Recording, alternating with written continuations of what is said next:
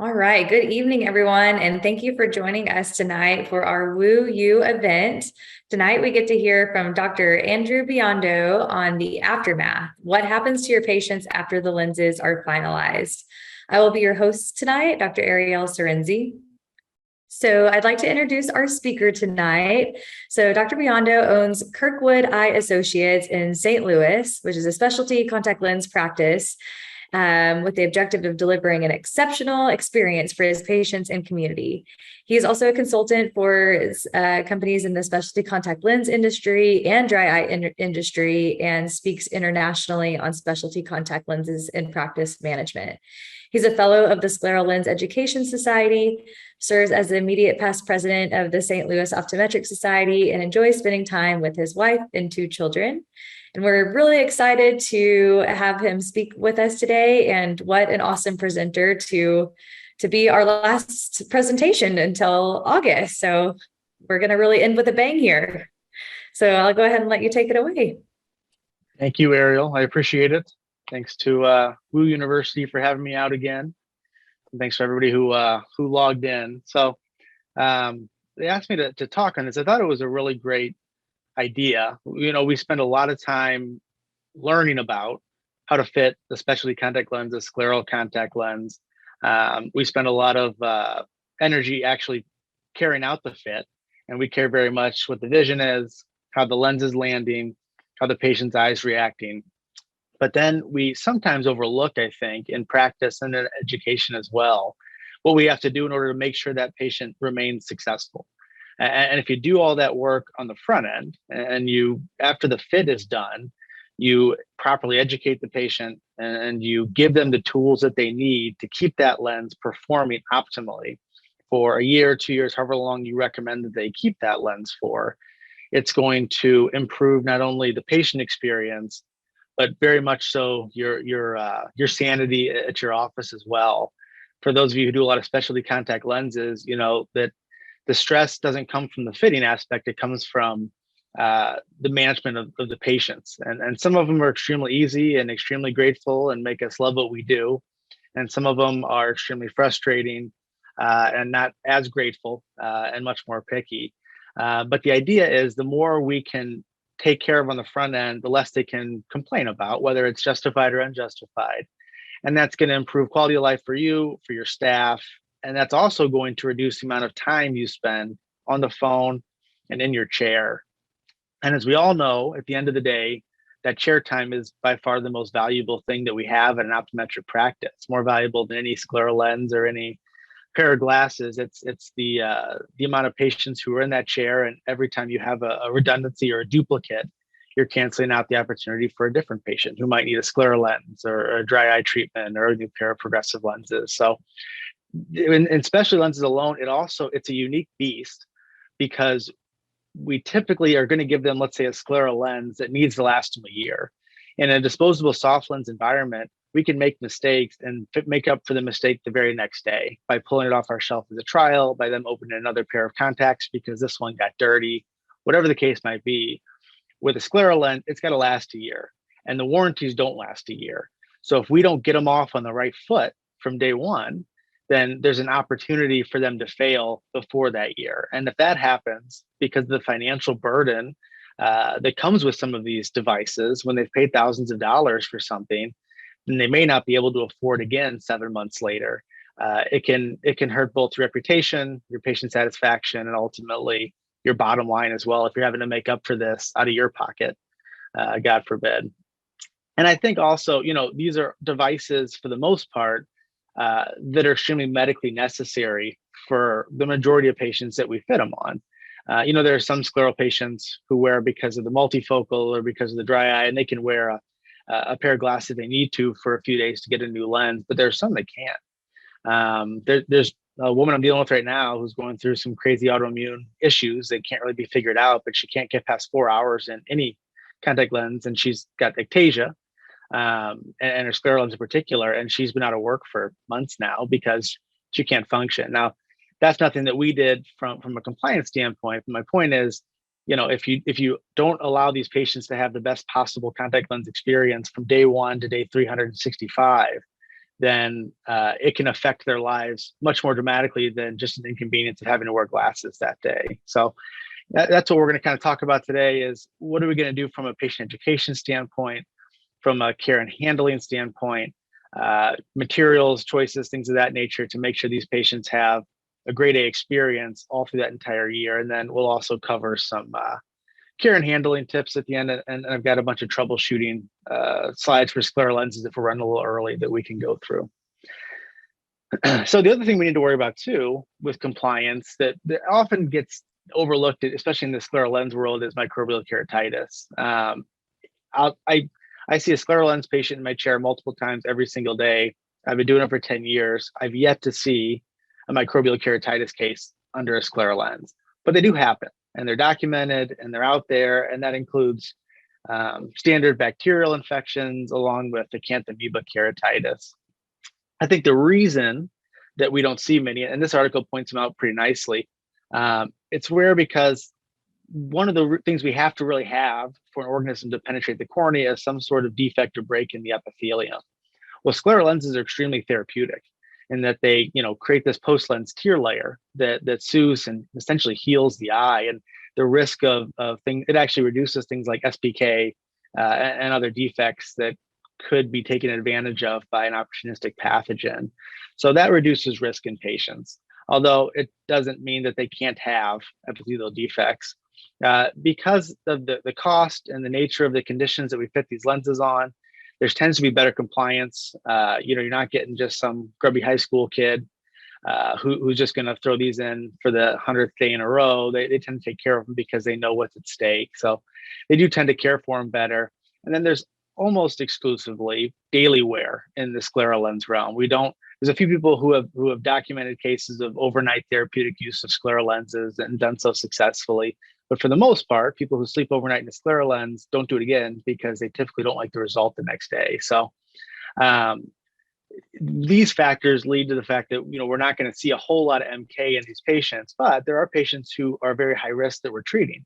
Neurotrophic keratitis patients, non-healing corneal defect patients. These patients, even though scleral lenses are relatively safe, are still at increased risk of developing microbial keratitis. So proper care and handling still needs to be emphasized.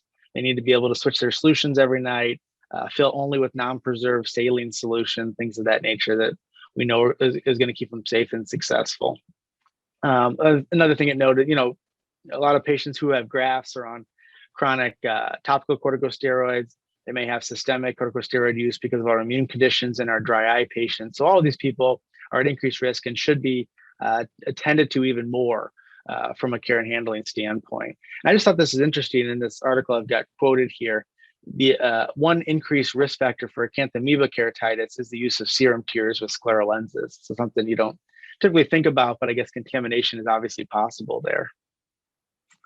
So this can be done before you even put a lens on the eye or start the fitting process, or I've had cases where we do it afterwards when a patient's not happy with a certain aspect of their scleral lens experience. But it's become a really powerful tool for us because today there's so many options with scleral lenses that go above and beyond taking a lens out of a fit set, placing it on the eye, doing an over refraction, adjust an edge or two, and ordering it.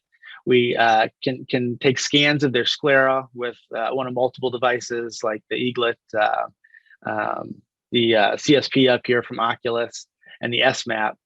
We can do molds like with eye print lenses. There's coating options that we'll talk about quite a bit today.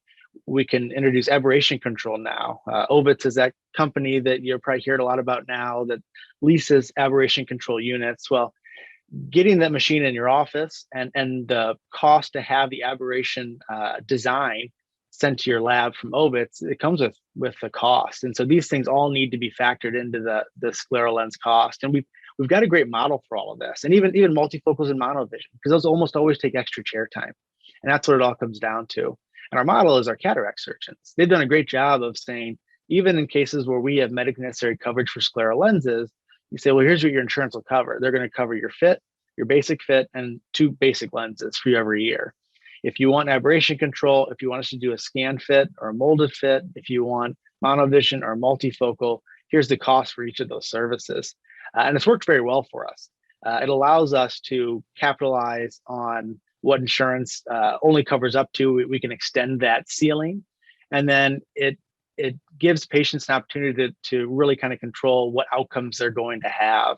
And we've had a whole lot of luck with that. We'll talk about coding options. I don't charge for coatings on lenses. I pretty much just set it up with the lab that all my lenses get coated, just because it cuts down on a lot of headaches that we'll talk about here in a minute. But it is an added cost that you can incorporate into the lens if you want to. We just kind of bake that in under a basic lens cost.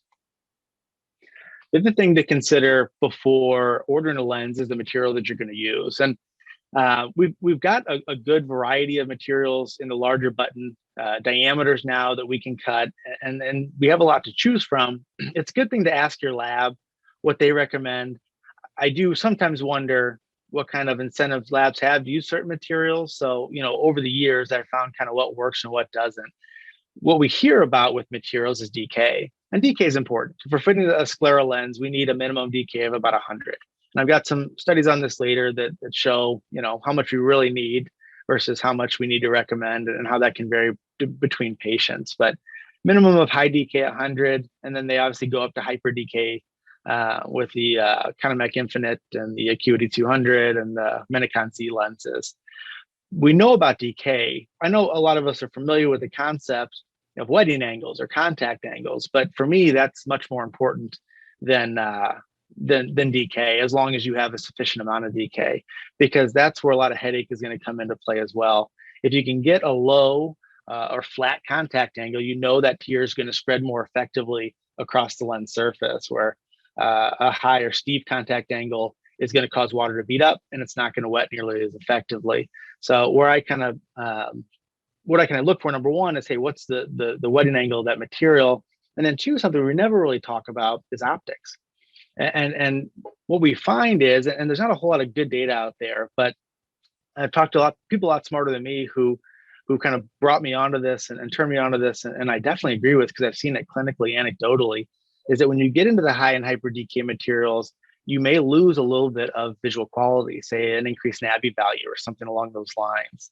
And so when you stick with decays around 100, I find slightly better visual, at least quality, maybe not quantity, but quality in those materials. So when you combine those three factors, there's certain materials that I think do better than others, and I'll let you make your own decisions on that, but that can get you off on the right foot, at least choosing the right material for your patient. And then we've got the treatments and the coatings. So plasma treatment's been around, I think it came out in 2007. And this is not a coating. This is a treatment that's applied, an energy that's applied to the surface of a lens. And more than anything else, it's a deep cleaning system.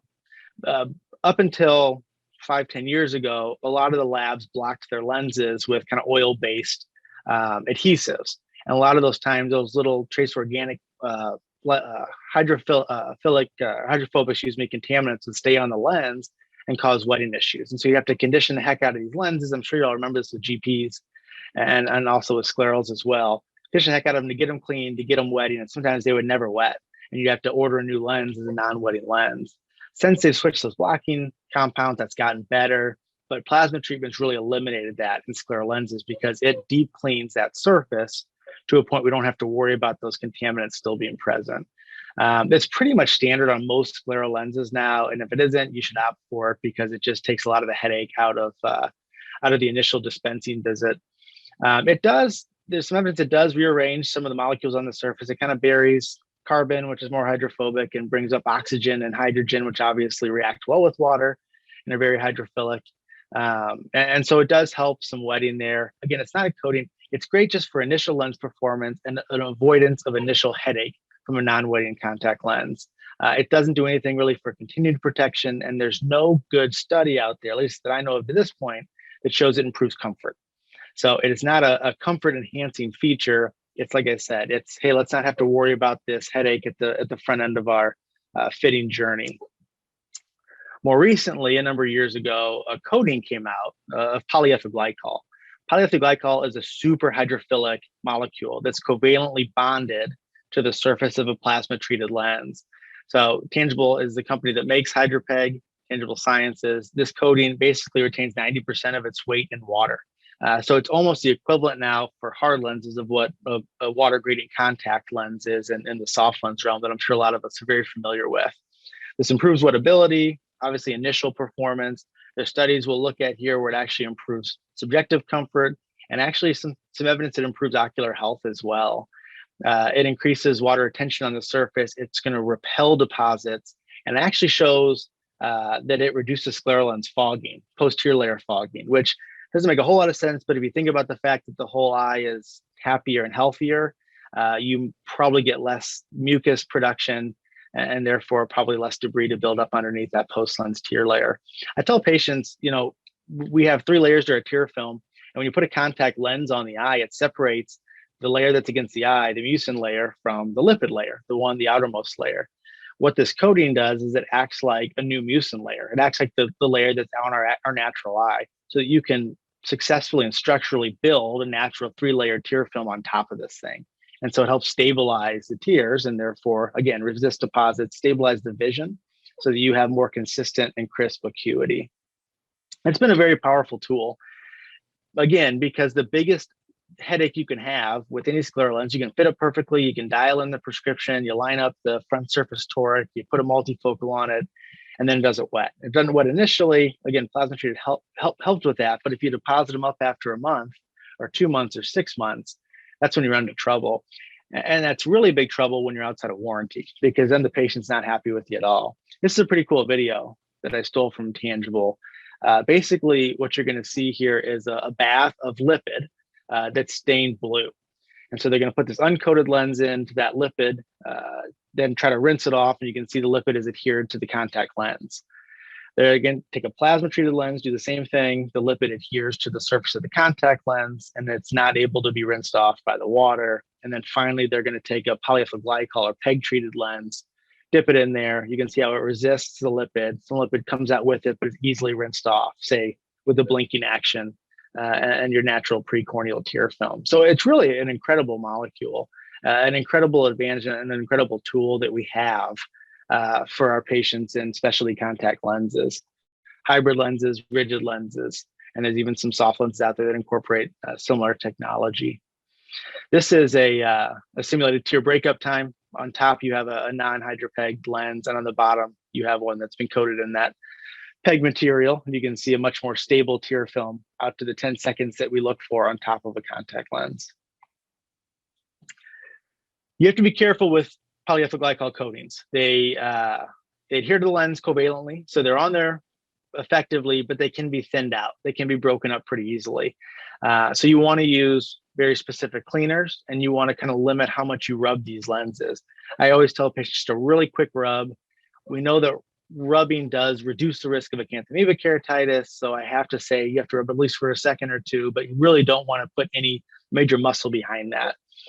Tap water also degrades polyethyl glycol coatings very quickly, so you don't want to use any tap water ever handling any contact lens, but especially one that's been coated in PEG. And then only use approved cleaning solutions. This will include no actual contact lens cleaners. These are all conditioners and soaking solutions or combination cleaner conditioners. So Tangible Clean, which is made by the same company who makes the Tangible HYDRA-PEG, Clear Care, Unique pH, Boston Sim Plus, and then the Serene Contact Lens Cleaner is approved for use with HYDRA-PEG coated lenses. I don't recommend it because it says contact lens cleaner, and the patient's going to see that, I'm afraid, and then go to the store and say, well, they don't have Serene here, but they've got Boston Cleaner, and they're going to get the red cap abrasive bottle, or if anybody can find Lobop for $400 off Amazon, they may buy the extra strength cleaner and use that. So I don't typically recommend that. It's not as easy to find as some of the other ones there too.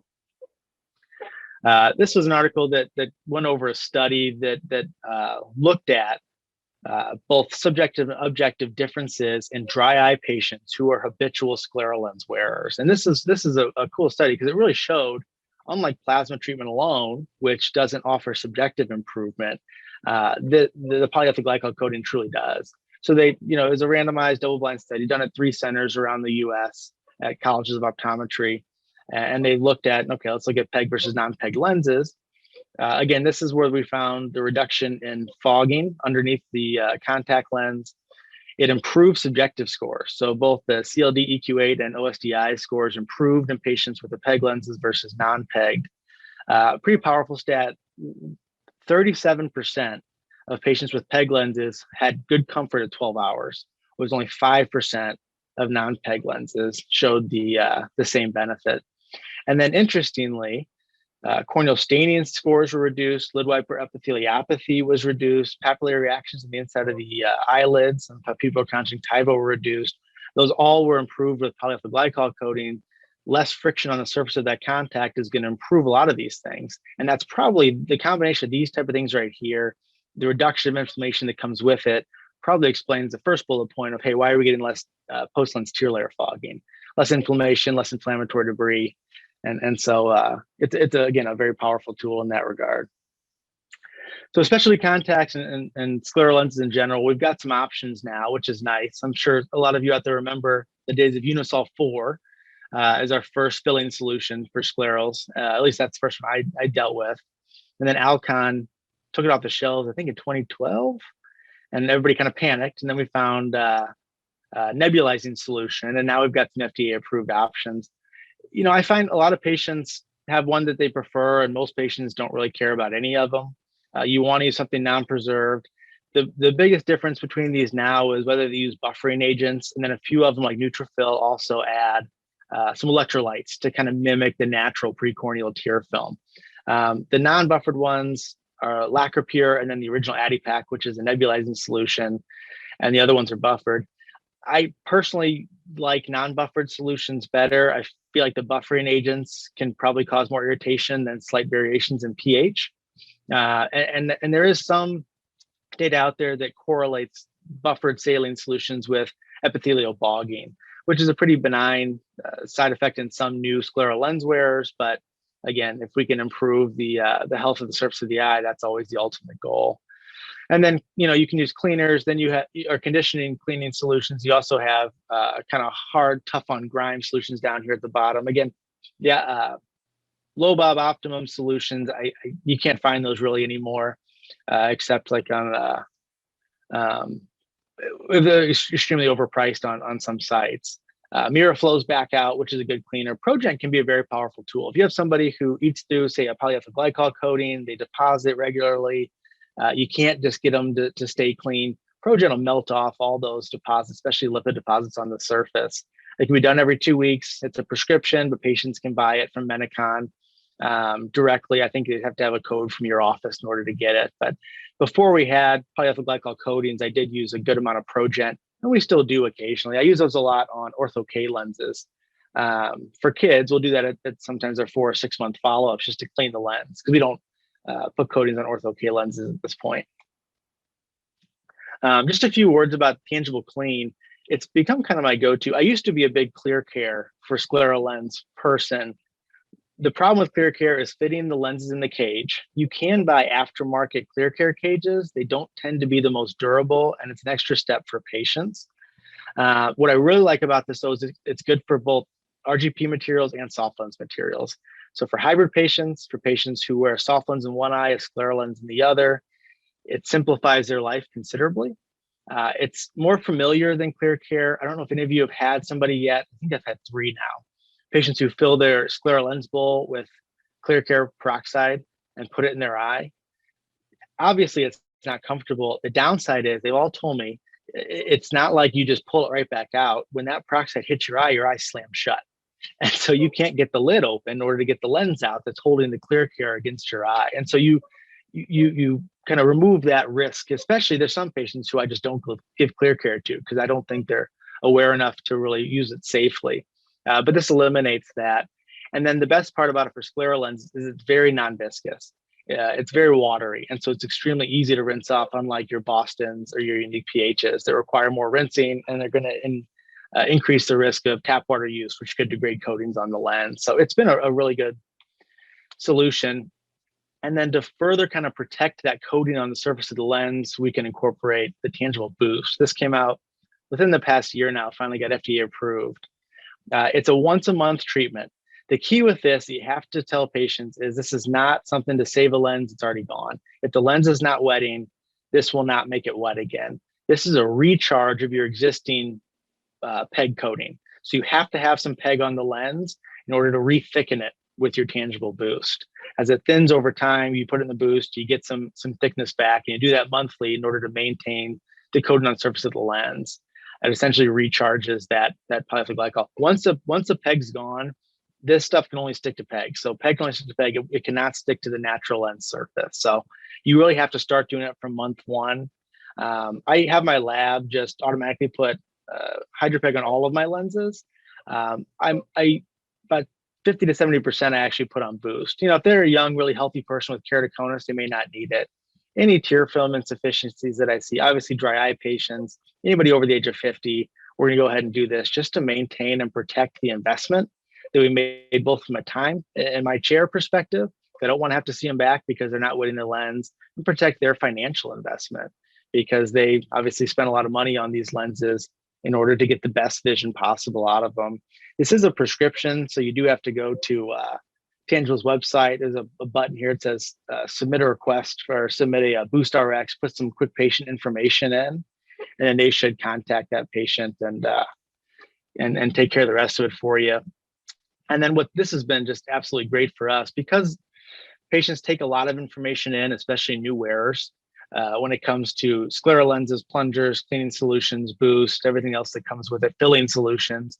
They have a program now where you can basically set it and forget it. You can enroll your patients in this called Tangible Care Program. It'll set them up with subscriptions for Clean and Boost.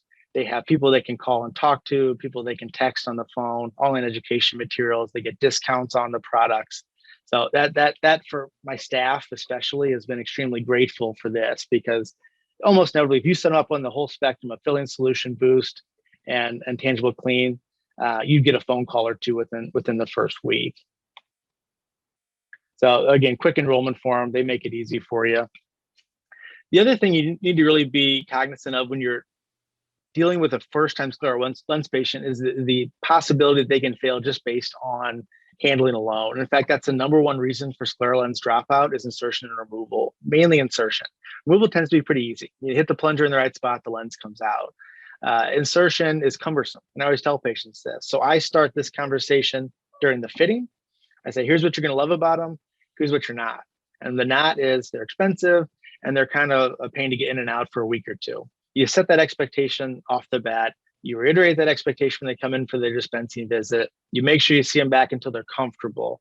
I've had a couple of patients over the years who I didn't realize they didn't see for 3, 4, 5 years. They came back and I said, "Are you still wearing your lenses?" "Oh no, I couldn't get them in." You hate to lose a patient and not be able to give them the opportunity to utilize these life-changing devices just because they can't get it in. Everybody crosses that threshold eventually. You just don't know if it's day one or month one. And so you just have to make sure you kind of keep on them and push them until you get there. It's tough too if you're not doing a lot of scleral lenses, because I'm fortunate to have a couple of staff members who are really good at training.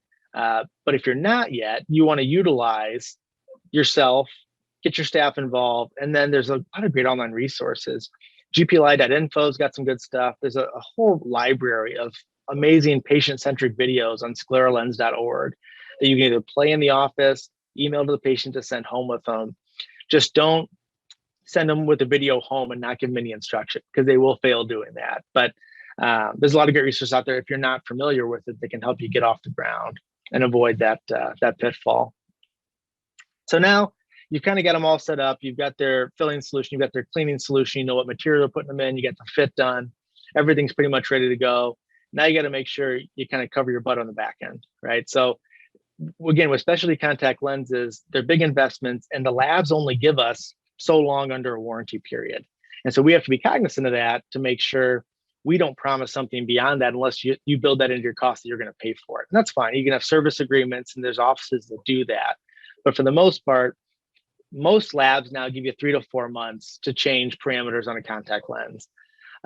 Most are going to 4 months now. We've kept ours at 3 months just because there are a few left that are at 90 days, and we just want to be consistent across the board. So make sure you know how long the labs you're using give you to change anything. And then you have to think about things like, especially in a new wearer, especially like kids in ortho-K, breakage.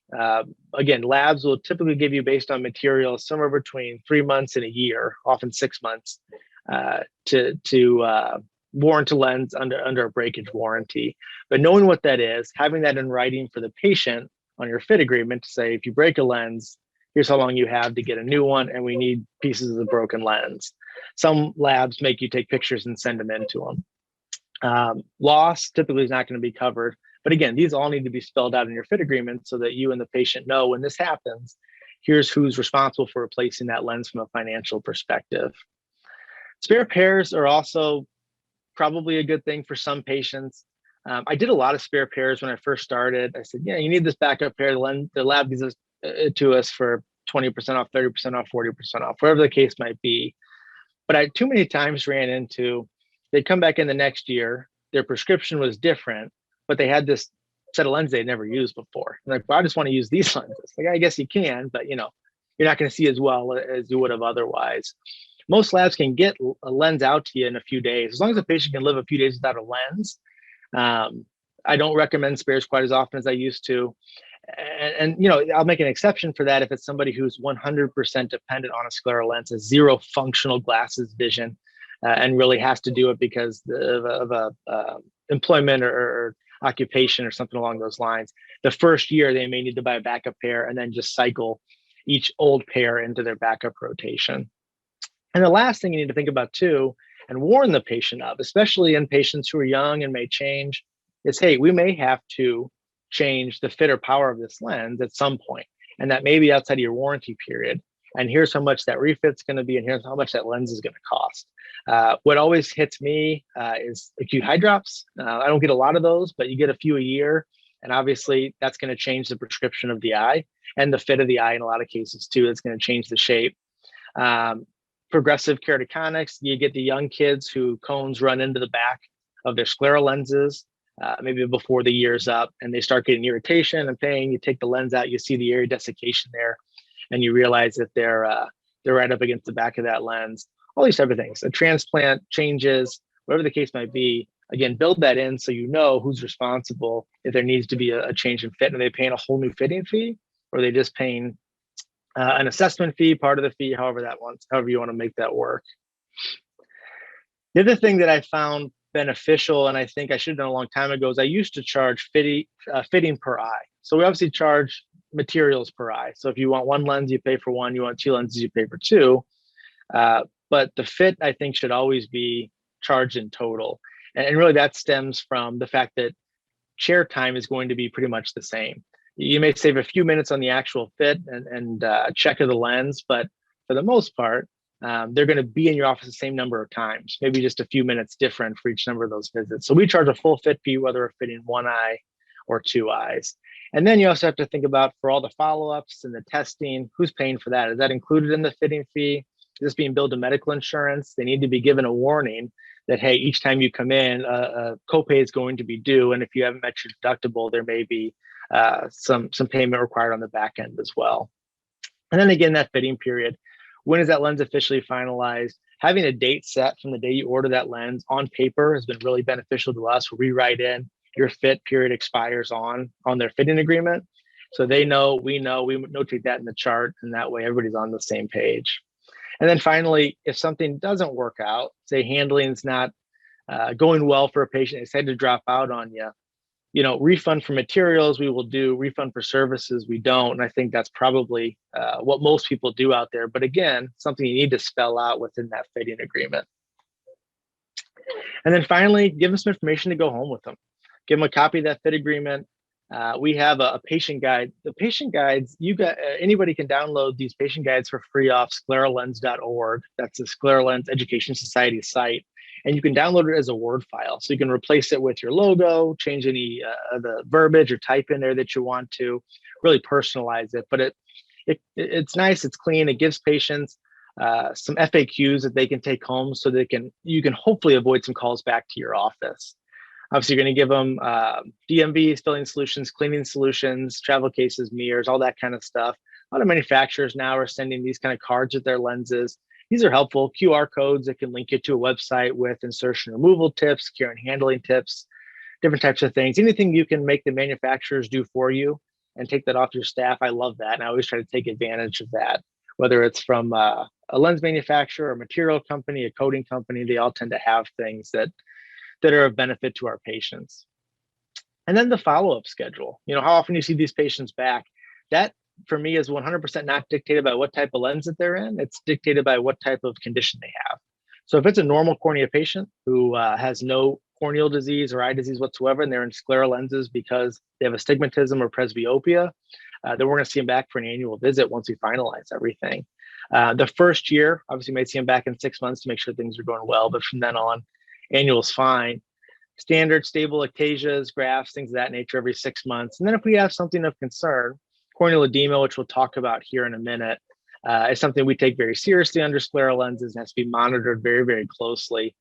Glaucoma, there was a wave of fear a few years ago that scleral lenses were somehow inhibiting the outflow of fluid from the eye or increasing the pressure in the eye through forces on the sclera, and since some evidence come out to kind of dispute that. At the end of the day, for all of us who've been fitting scleral lenses for a long time, I think we've seen pretty conclusively that we're not seeing terrible increases in glaucoma that correspond with it. So I don't know where that lies now. I don't think anybody has a 100% grasp on where that is, but it is worth watching your glaucoma, especially end-stage glaucoma patients. Have a few nerve fibers that are hanging on by a thread. Watch those a little bit closer, or at least get them to see a glaucoma specialist who can watch them a little bit closer. Progressive ectasia, now that we have cross-linking, you want to jump on progressive ectasia, cross-link at the first possible sign of progression. And obviously anybody who's newly diagnosed who has the potential to progress, we want to check them as well. So I just got a few slides here now on some troubleshooting. If you fit your lens, everything you think's going great, it looks good in the office, you get in the real world, wear it for a full day or a full month or whatever the case might be, and things start to change. It's good to know how to kind of combat some of these issues. In scleral lenses, comfort issues are pretty darn easy, because if the scleral lens is fit properly, it's comfortable, almost without fail. If you're rubbing the cornea in any way, patients are going to feel that. So insufficient post-lens tear layer thickness, any edge lift where the lid can feel that edge as it blinks, or if you have one area of the edge that's digging down into the conjunctiva like you see here, a lot of times patients will be aware of that too. So edge changes or insufficient clearance are the two ways to tackle comfort issues on insertion. So that's after a few minutes you put it in. Now, if you have comfort that worsens as the day goes on, that can be different. That can either be too much vault, which is creating a hypoxic environment. We'll talk about that more in a second. Insufficient vault, or just excessive lens settling. That lens settles a lot more than you expect, and you're rubbing the cornea after 4 to 6 hours of wear. Or an edge that tightens up and seals off. Older designs of sclerals used to cause a lot of tightness. And I still have a few people have to talk into trying sclerals again because they failed an old school design that tightened up on them too much, and it took 3 technicians and 2 doctors to get it out of their eye in the fit chair. But modern scleral lenses, toric haptics, we don't tend to see too much of that occur anymore. Blurry vision can be from a whole host of different issues. New wearers, you always got to worry about air bubbles. Air bubbles are a pain in the butt. You really want to educate on them, because if you get an air bubble and it doesn't blur the vision, in other words, it's off in the periphery and the patient doesn't notice it, it creates right where that air bubble sits, it displaces all of that tear film, all of that tear layer, and it creates a dry spot on the cornea.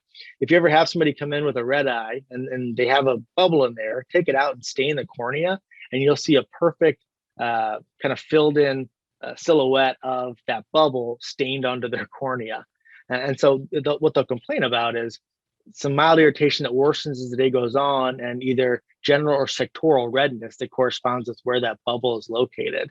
And it's still irritated after the lens comes off because the staining's still there, the inflammation's still there. Good night's sleep, put the lens in the next day, and it goes away. If they tell you a story like that, you can say you probably had a bubble that day, especially if it's in somebody who's new to scleral lens wear. Residual cylinder and flexure, surface wetting issues, tear layer clouding is obviously a big pain in the butt for a lot of patients and practitioners, and then corneal edema.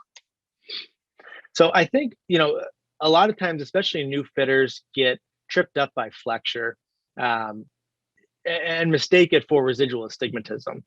Flexure is less of an issue now that most designs incorporate toric haptics, because flexure was probably mostly the result of spherical haptics going on to toric scleras, but it still does happen. And it's good whenever I have residual sil, I still rule it out. And the best way to rule it out is make sure you have a good aligned fit, but then just do like an auto refract over the top of the lens and make sure you have relatively spherical K values. Your scleral lens should be spherical on the surface. If you're over, if you're a diopter over on your delta K, it probably indicates that your lens is flexing. Another thing is vision that degrades throughout the day. So if they come in and if you insert the lens and they've got a half diopter of residual astigmatism on your over-refraction, but you see them at 5 o'clock that same day and they've got a diopter and a half of residual astigmatism, that lens is slowly flexing over that toricity in the sclera and needs to be addressed. So the answer is simple. Make sure you have a toric haptic on there or increase the amount of toricity in your haptic. You can, once you get to a certain point too, increase the thickness of the contact lens, but there's a limit on how thick you want to go based on dk over T, how much oxygen you're going to allow through that system. If you truly do have residual astigmatism, then you can use front surface torics. I don't know if that's drowning me out. All companies will have ways to mark their lenses now, whether it's a steep meridian, a flat meridian, a dot at 12 o'clock, a dot that floats wherever it wants to go. Use your slit lamp reticule to align the dot or those dots, whatever the case might be, measure it, give that to the consultant along with your spherocell over refraction, and a front surface toric can easily be incorporated that uses the toricity of the sclera to lock it into place. I don't think any labs really are using prism ballast designs anymore because they didn't work. I used a lot of them. They were pretty terrible. Again, we can get that from a lot of different areas. Rule out flexure before you start messing with front surface torics. And then surface wetting. Surface wetting issues often come from the health or correlate with the health of the tear film, right? Certain people's tear films just interact more with the surface of lenses, create deposits, create wetting issues. I have some patients who have had to unfortunately fail scleral lenses because we've done everything from coatings and plasma treatments to boosts and everything in between, and they still can't keep a lens from essentially drying out on the surface within a few days. Obviously, you always want to ask about compliance as far as cleaning goes. I think if you find a good material, it used to be before we had plasma, but really before we had polyethylene glycol coatings, the thing was if that lens didn't wet, you would just order a lens in a different material. And that was always the lab's recommendation. And I think it might have worked a number of times just because there's something probably wrong with that lens. It wasn't plasma treated, it wasn't pegged, and the lens just came off with too much oil or wax left over from manufacturing. You don't see that much anymore. And I don't know how much validity there is to the interaction between certain materials and patients' tear films, but it's something that if you're really kind of grasping, it never hurts to try. And I'm sure there's some success stories out there from that. Again, using conditioning solution on the surface of the lens before insertion. There's even times where we would squeegee the surface of the lens with like a DMV or a cotton tip applicator coated with conditioning solution. All this has pretty much been eliminated for the most part with the advent of polyethyl glycol coatings. And then midday fogging. This is a frustrating one. Again, probably more dependent on patient tear film quality than anything else, but there are things we can do from a fit perspective to at least limit the amount of clouding that's present.